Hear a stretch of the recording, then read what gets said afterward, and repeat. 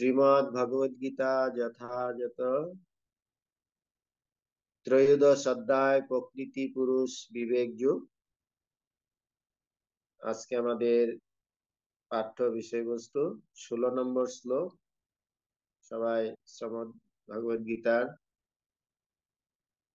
16 নম্বর শ্লোক দেখুন।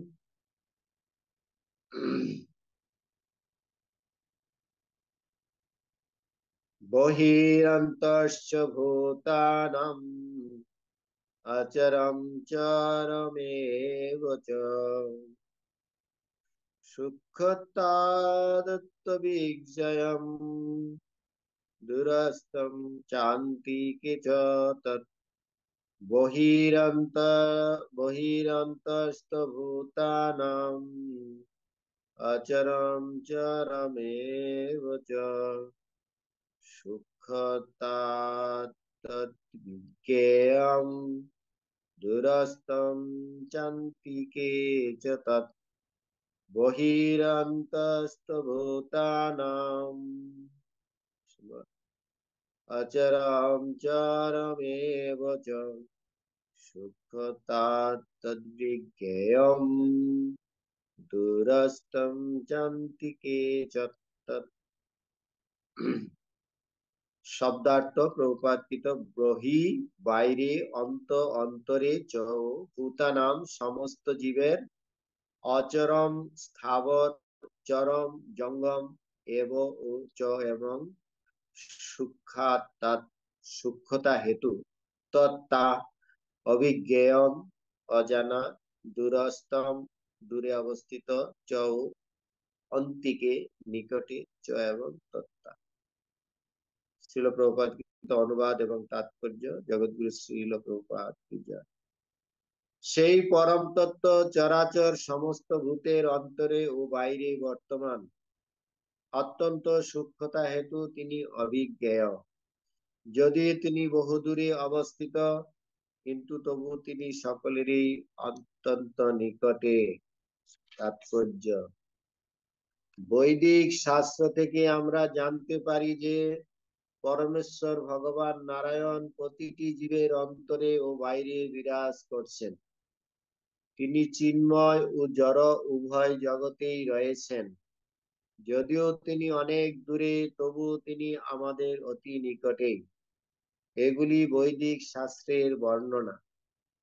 আশ্বিন দূরং ব্রজতি শয়ান জাতি সর্বত, কঠোপনিষদ 1:2-21।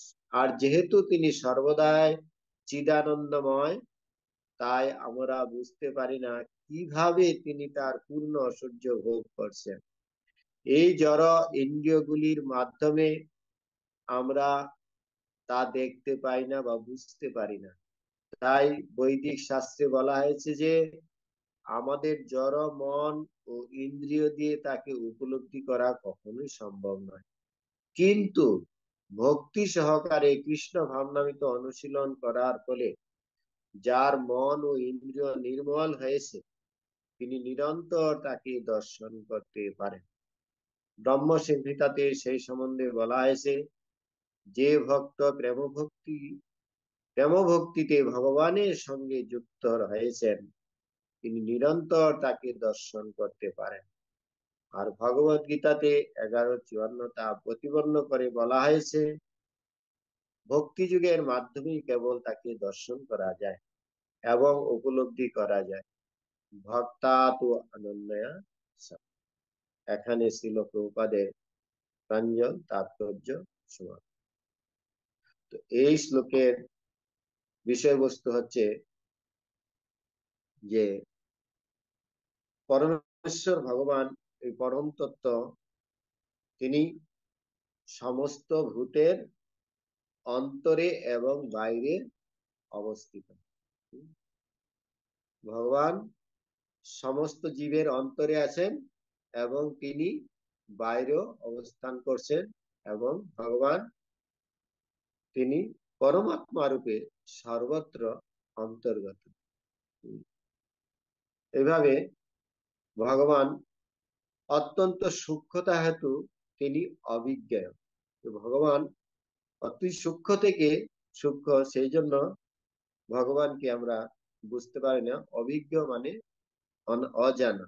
যে ভগবানকে জানা খুবই কঠিন, তিনি অত্যন্ত সূক্ষ্ম। আর যদিও তিনি বহু দূরে রয়েছেন, কিন্তু তিনি তবু সকলেরই অত্যন্ত নিকটে রয়েছেন। ভগবান যদিও তিনি তার ধামে অবস্থান করছেন, কিন্তু তিনি পরমাত্মা রূপে, বা এখানে বলা হয়েছে যে ভগবান নারায়ণ রূপে তিনি সর্বত্র, তার অচিন্ত শক্তি সর্বত্র বিরাজ করছেন। ভগবান বলছেন, মজ্জামি সর্বভূতানাম, আমি সমস্ত ভূতে অবস্থান করছি। এইভাবে ভগবান তার শক্তি সর্বত্র বিরাজিত করে আছে। তো ভগবান এই জড় জগতে রয়েছেন এবং চিন্ময় জগতে রয়েছেন। যদিও তিনি এই জড় জগতে রয়েছেন, কিন্তু তিনি অত্যন্ত সূক্ষ্ম হেতু তাকে আমরা উপলব্ধি করতে পারি না। কিন্তু আমাদের এই যে জড় মন এবং ইন্দ্রিয়, এই জড় মন ইন্দ্রিয়ের দ্বারা ভগবানকে বোঝা খুব কঠিন। কিন্তু এখানে বলা হয়েছে যে আমরা যদি ভগবত ভক্তি সহকারে ভগবানকে সেবা সম্পাদন করি এবং এই ভগবত ভক্তি বা কৃষ্ণ ভাবনামৃতের ফলে আমাদের ইন্দ্রিয়গুলি নির্মল হয়। যখন আমাদের এই ইন্দ্রিয় ভগবত ভক্তির মাধ্যমে সম্পূর্ণ রূপে নির্মল হবে, তখন আমরা ভগবানকে উপলব্ধি করতে পারবো। কালকে বলা হয়েছে যে হৃদয় নির্মল যার কৃষ্ণ দর্শনতা। এই হৃদয় যখন আমাদের নির্মল হবে, তখন আমরা ভগবানকে উপলব্ধি করতে পারবো। আমাদের যে চিত্তরূপ দর্পণ, এই চিত্তরূপ দর্পণকে মার্জন করার মাধ্যমে আমরা ভগবানকে উপলব্ধি করতে পারি। চেত দর্পণ মার্জন, এই চিত্তরূপ দর্পণকে আমাদের ভগবানের নাম গ্রহণের মাধ্যমে, ভগবত ভক্তির মাধ্যমে, ভগবত ভক্তি সম্পাদনের মাধ্যমে, এইভাবে আমাদের হৃদয়কে নির্মল করার মাধ্যমে আমরা ভগবানকে উপলব্ধি করতে পারি। যদিও বলা হয়েছে যে প্রেমাঞ্জলিচ্ছরিত ভক্তি বিলুচনেন সন্ত সদৈব হৃদয়েষু বিলোকয়ন্তি জং শ্যাম সুন্দরম অচিন্ত গুণ স্বরূপম গোবিন্দমাদি পুরুষম তমহং ভজামি। প্রেমের মাধ্যমে, প্রেম ভক্তির মাধ্যমে একমাত্র ভগবানকে হৃদয়েষু বিলোকয়ন্তি, আমরা হৃদয়ে তাকে উপলব্ধি করতে পারবো। ভগবত তত্ত্ব হচ্ছে উপলব্ধির ব্যাপার। এটা উপলব্ধ জ্ঞান, এটা উপলব্ধ তখন আমাদের হয় যখন আমাদের এই হৃদয় নির্মল হয় এবং এই ভগবত ভক্তির মাধ্যমে হৃদয় নির্মল হয়। এবং ভগবত গীতাতে ভগবান বলছেন, এই ভগবত ভক্তির মাধ্যমে একমাত্র ভগবানকে জানা যায়। ভক্তা মাম অভিজানাতি, এই ভক্তির মাধ্যমে একমাত্র ভগবানকে জানা যায়। আর আমরা 11 অধ্যায়ের যে এখানে 54 নম্বর শ্লোকের উদ্ধৃতি দেওয়া হয়েছে যে ভক্তা তু অনন্যা সব, এই ভগবত ভক্তির মাধ্যমে তাকে দর্শন করা যায় এবং উপলব্ধি করা যায়। এই ভক্তিকে বিশেষভাবে প্রাধান্য দেওয়া হয়েছে। এই ভক্তি হচ্ছে অত্যন্ত উৎকৃষ্ট পন্থা, এটা হচ্ছে চিন্ময় পন্থা। এই পদ্ধতির মাধ্যমে আমরা ভগবানকে লাভ করতে পারি। বলা হয়েছে বহুনাম জন্ম নামন্তে জ্ঞানবান মাম প্রপদ্যন্তে বাসুদেবের সর্বমিতি স্বমহাত্মা সুদুর্লভ। ভগবানকে জানা খুব দুর্লভ, সুদুর্লভ। এটা বহু জন্ম জন্মান্তর জ্ঞানী পুরুষরা তারাও ভগবানকে জানতে পারে না। কিন্তু যতক্ষণ অব্দি আমরা ভগবানের চরণে শরণাগত না হব, ততক্ষণ অব্দি আমরা ভগবানকে লাভ করতে বা জানতে পারবো না। এভাবে শরণাগতির মাধ্যমেই আমরা ভগবানকে উপলব্ধি করতে পারবো। এছাড়া ভগবান বলছেন যে তেষাম সতত যুক্তা নাম ভজতাম প্রীতি পূর্বক, তেষাং সতত যুক্তানাং ভজতাম প্রীতিপূর্বকম দদামি বুদ্ধি যুগ তেম যেন মাম উপজান্তি। ভগবানকে আমরা জানতে পারি না বা ভগবানকে উপলব্ধি করতে পারি না, কিন্তু আমরা যদি তেষাম সতত যুক্তানাম, আমি তাদের ভগবানের প্রতি সতত যুক্ত থাকি, ভগবত সেবায় যুক্ত থাকি, ভজতাম ভজনা করি, প্রীতিপূর্বকম প্রেম ভক্তি সহকারে ভগবানের ভজনা করি, তো ভগবান কি করবেন? আমাদেরকে হৃদয় থেকে বুদ্ধি দান করবেন। ভগবানকে আমরা জানতে পারি না, তিনি যদি আমাদেরকে না জানান। যেরকম বলা হয়েছিল যে সূর্য রাত্রে আমরা দর্শন করতে পারি না, যতক্ষণ অব্দি তিনি উদীয়মান ভোরের আকাশে উপস্থিত না হচ্ছেন ততক্ষণ অব্দি আমরা ভগবানকে বুঝতে পারি না। এইভাবে ভগবানকে আমরা যত চেষ্টা করি আমরা ভগবানকে জানতে পারি না যতক্ষণ অব্দি তিনি আমাদেরকে না জানান, ভগবান আমাদেরকে তিনি যতক্ষণ অব্দি উপলব্ধি না করেন। তো ভগবান এই ভক্তির মাধ্যমে একমাত্র তিনি সন্তুষ্ট হন, এবং এই ভক্তির মাধ্যমে তিনি তাকে আমাদের হৃদয়ে তিনি প্রকাশ করেন। এইভাবে যারা ভগবত ভক্তিতে সর্বদা নিযুক্ত আছেন তারা ভগবানকে উপলব্ধি করতে পারেন। এটা হচ্ছে উপলব্ধ জ্ঞান। উপলব্ধ জ্ঞান মানে আমরা বিভিন্ন রকম ভাবে এখানে উদাহরণ দেওয়া হয়েছে যে যদিও আমরা আত্মাকে দেখতে পারছি না, কিন্তু আমরা জীবের চেতনার মাধ্যমে আমরা উপলব্ধি করতে পারি যে দেহে আত্মা আছে। আরো বিভিন্ন উদাহরণ দেওয়া হয়েছিল যে দিনমান আকাশে যখন সূর্য মেঘে ঢাকা থাকে তখন আমরা সূর্যকে দেখতে পাই না, কিন্তু আমরা উপলব্ধি করতে পারি যে এখন সূর্য আকাশে উপস্থিত। এইভাবে যারা ভগবত ভক্তিতে যুক্ত আছেন তারা ভগবানকে হৃদয়ে উপলব্ধি করতে পারেন। এইভাবে ভগবানকে ভগবত ভক্তির মাধ্যমে একমাত্র উপলব্ধি করা যায়। তার পরবর্তী শ্লোক আমরা পড়ছি, অবিভক্তম চ ভূতেষু বিভক্তম ইব চ স্থিতম। দেখুন পরবর্তী শ্লোক, ভূত ভর্তিশ্চ তচ্ছ জ্ঞেয়ং গশিষ্ণু প্রভবিষ্ণু চ। পরমাত্মাকে যদিও সমস্ত ভূতে বিভক্ত রূপে বোধ হয়, কিন্তু তিনি অবিভক্ত। যদিও তিনি সর্বভূতের পালক, তাকে সংহারকর্তা ও সৃষ্টিকর্তা বলেও জানি। পরমাত্মা রূপে ভগবান সকলেরই হৃদয়ে বিরাজমান, তার অর্থ এই যে তিনি বিভক্ত হয়েছেন না, প্রকৃতপক্ষে তিনি এক ও অদ্বিতীয়। এই প্রসঙ্গে সূর্যের উদাহরণ দেওয়া হয়।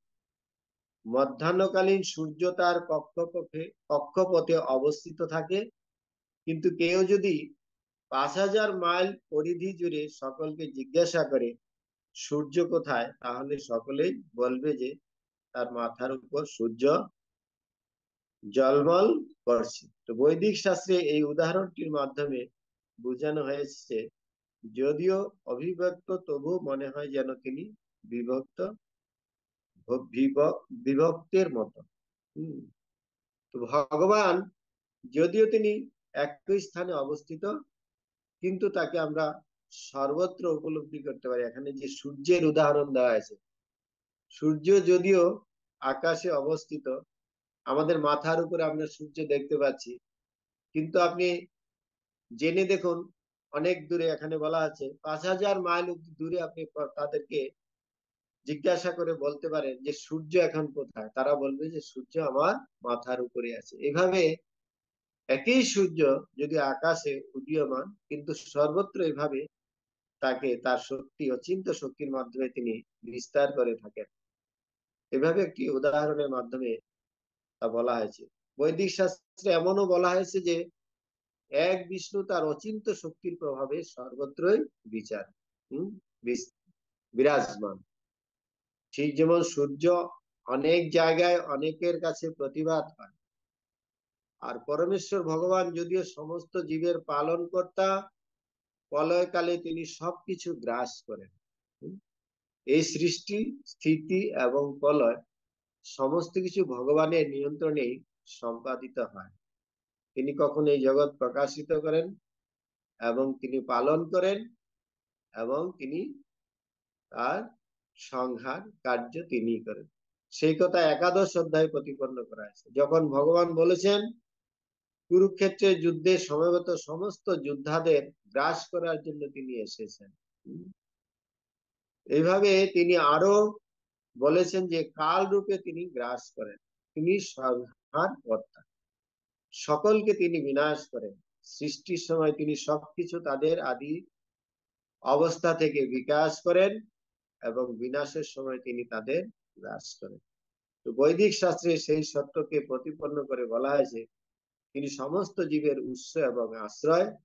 সৃষ্টির পরে সবকিছু তার সর্ব শক্তিমত্তাকে আশ্রয় করে স্থিত হয় এবং বিনাশের পরে সবকিছুই আবার তার মধ্যে আশ্রয় নিতে তার কাছে ফিরে যায়। সেই সম্বন্ধে বেদে বলা হয়েছে যত বা ইমানি ভূতানি জায়ন্তে যেন জাতানি জীবন্তি যত প্রজ্জন্ত ভি সংবিশন্তি তদ ব্রহ্ম তদ বিজ্ঞ তদ বিজিজ্ঞাস।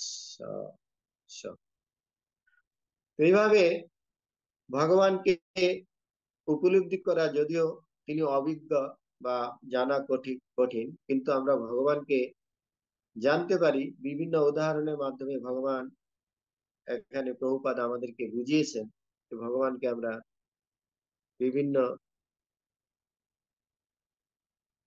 উদাহরণের মাধ্যমে আমরা উপলব্ধি করতে পারি যে ভগবান তিনি কিভাবে সর্বত্র বিরাজ করছেন এবং সর্বভূতে তিনি কিভাবে বিরাজ করছেন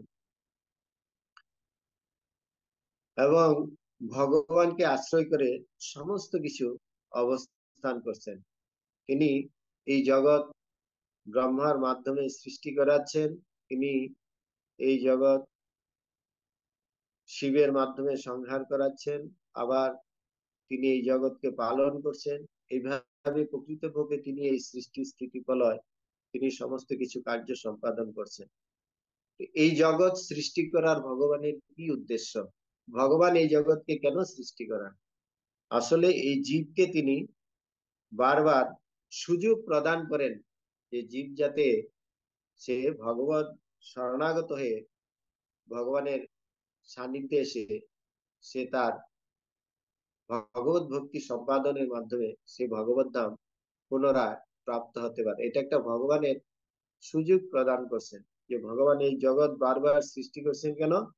যে আমাদেরকে একটি সুযোগ প্রদান করছেন যাতে আমরা এই জগৎ থেকে মুক্ত হয়ে ভগবত ধাম প্রাপ্ত হতে পারি। এটা ভগবানের একটি বিশেষ করুণা।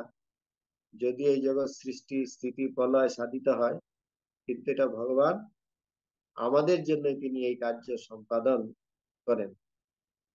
হরে কৃষ্ণ। জয় শ্রীমদ্ ভগবদ গীতা যথাযথ কি জয়।